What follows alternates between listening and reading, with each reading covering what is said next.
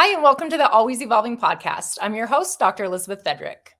Some of the biggest societal misconceptions of going to therapy is that it should be done at a certain pace, that there's a destination to arrive at, and that if you aren't constantly focused on your healing and growth, then you aren't doing it right. Joining me today is Alexa Bailey, licensed clinical social worker. And Alexa is here to clear up some of those misconceptions and to provide some insights around the power of slowing down.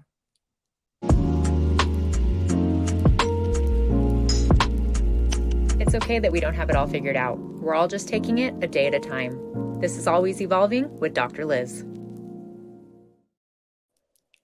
Alexa, it is so good to have you here, and I'm so excited that you are the first guest for Always Evolving. Thank you for being here. I am ecstatic to be here too. This is lovely stuff. Yes, for sure. So tell everybody who does not know you, who you are, what you do, what you specialize in. Yes, so I am a licensed clinical social worker. My specialty is really around treating trauma. I work a lot with women who have gone through complex childhood trauma, and we're kind of now resolving it in those later years. And just honestly, all facets of trauma. We have all experienced difficult stuff, and so I feel very lucky that I get to be in this environment where we are working on healing ourselves and figuring out how to be the best versions of ourselves and learn how to live a good life. Yeah, which is really hard when we don't have that template. And that is so much of the work that I do as well, as you know, is in what I call relationship programming. And that complex childhood trauma is our programming. And it sets the stage for how we show up in the world, how we view ourselves, others, relationships. And it also really takes a toll on our nervous system. And that is a big part of really what we see happen then in our later years, is that we are operating with this really dysregulated nervous system. Can you tell us more about that? Absolutely. We are very adaptive beings as humans, that we develop really amazing strategies to survive some of the hardest stuff.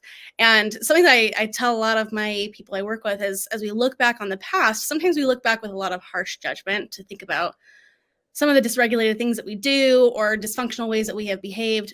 But I always like to say, like, hey, give that part of you some credit, because they help you survive. And those parts that were necessary for survival often become the stumbling block later on, just simply because we needed them, but we don't need them anymore. And trying to re-regulate a nervous system that has had to do some pretty dysfunctional things to survive takes some time.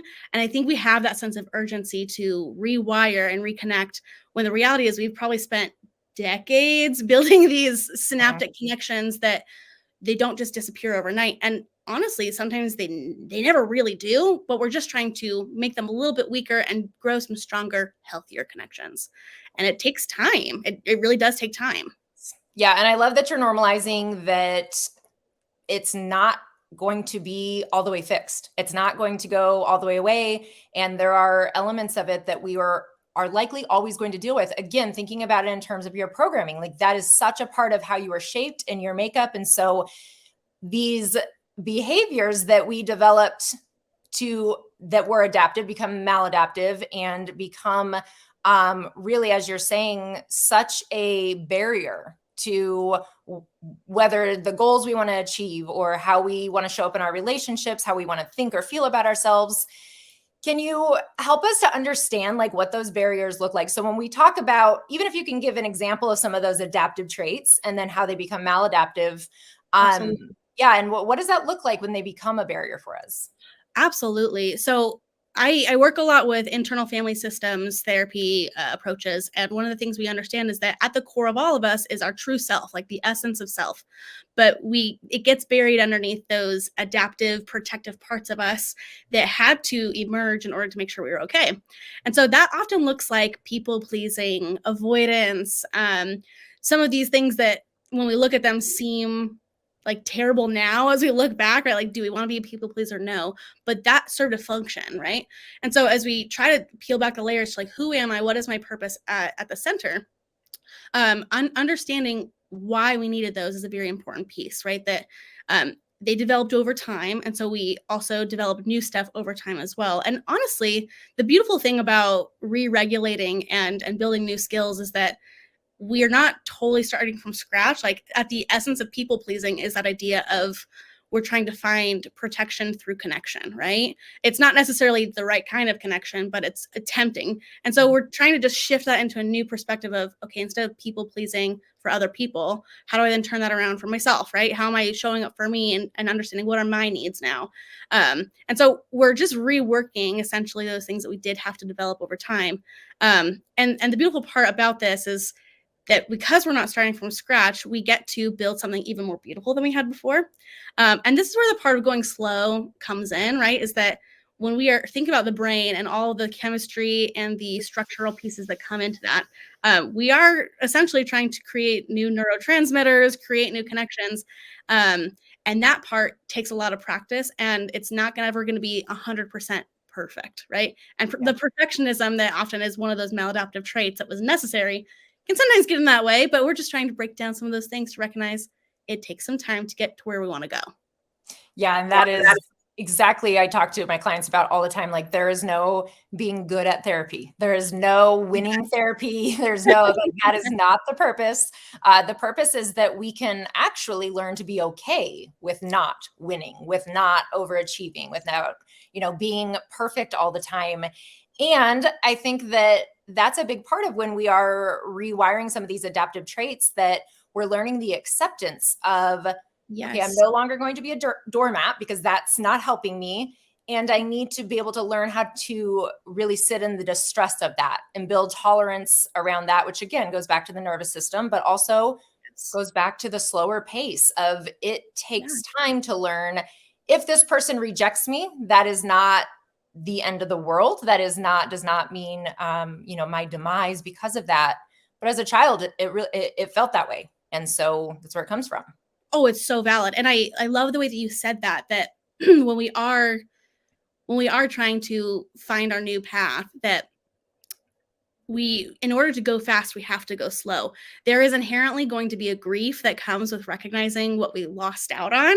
And also I see this a lot, even within myself, but with a lot of my people, is this sense of like, oh my gosh, like I wasted all of this time. And we just want to reframe that so much to say like, you did your best. Like you really did your best. And for that time that was lost, we still have to go through a grieving process. My personal theory here is that we are constantly in a grieving process, no matter where we are in life. We're grieving kind of everything, but we have to do it intentionally. And that's often what, like you said, like in accepting that we can't be perfect and that we won't be perfect.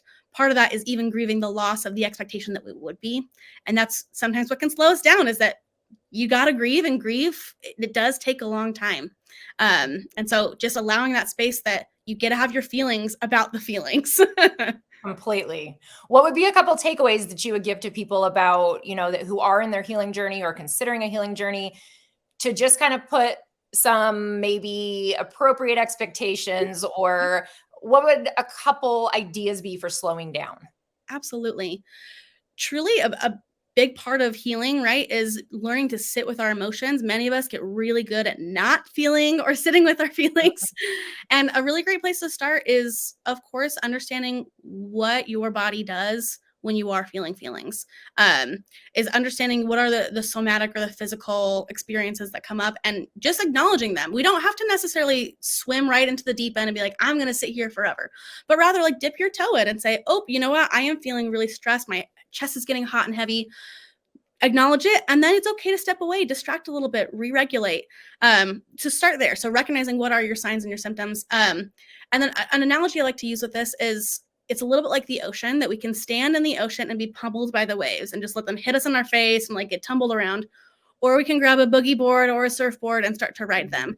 And at the beginning, you're going to be pretty bad at it, but there are going to be moments where you can still get onto that surfboard. And even if you're just hanging on and the waves are still coming over you, you're not drowning like you were before.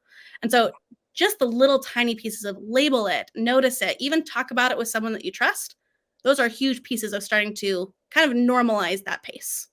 Yes. And such a great point that like the waves are not going away. The life stressors aren't going away.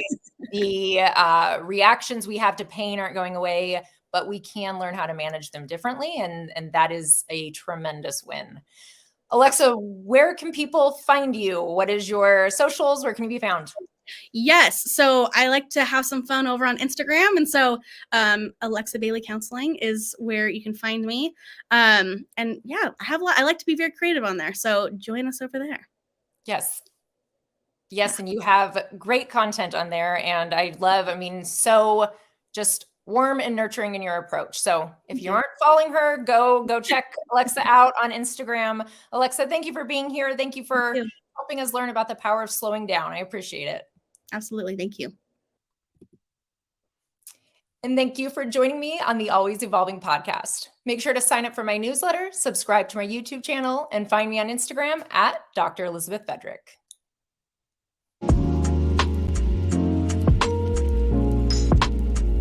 It's okay that we don't have it all figured out. We're all just taking it a day at a time. This is Always Evolving with Dr. Liz.